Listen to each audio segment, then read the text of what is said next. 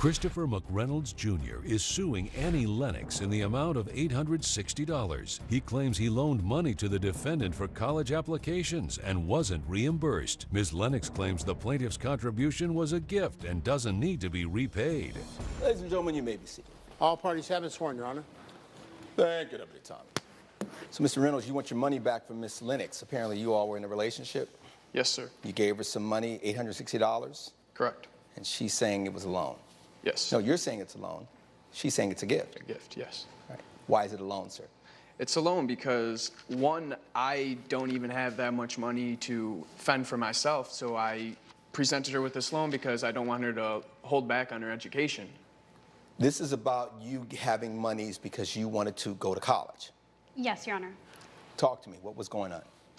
Well, I applied to 10 different colleges, and I also took an SAT practice course. And Yes.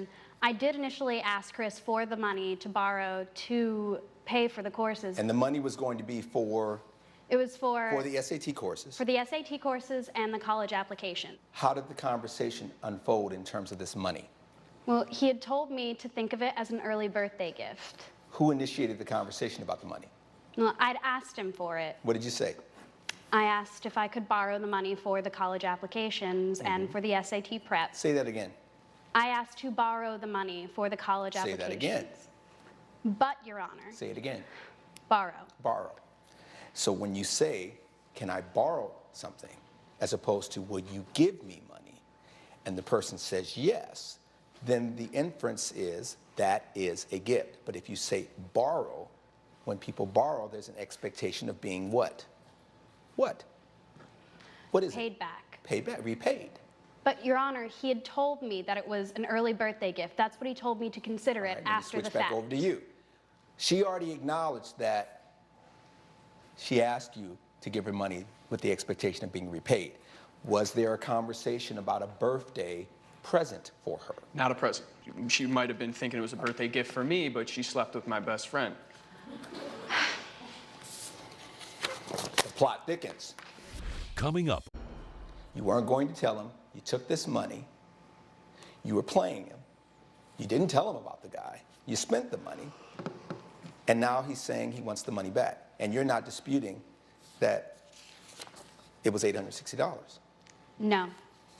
And that's an unusual amount to just give someone. It's very specific. So when I look at the schools that you applied to, UCLA, Loyola, USC, Your Honor? these schools, I mean, the average GPA is a 4.0. Thank you. So you weren't getting into UC Irvine. You weren't going to go to any of these UC. You're setting your standards high, but with a 2.5 and SAT scores that aren't going to get you anywhere. Well, that's why now I'm in a community college. I go to Pasadena Community College. Oh, you go to PCC? Yeah, I go to accepted you? PCC. Pasadena City College. Well, look at that. Wow. And, And so how are you doing there? What's your GPA? well, currently my GPA is 2.7. All right, getting better. And I plan to go into He's trying to make you feel bad. Is it yes, working? he is. No, it's not. Okay. You made him feel bad. He probably deserved it. I did deserve it, Your Honor. I'm so glad you said that. Because now we know, based on the evidence and the testimony before this court,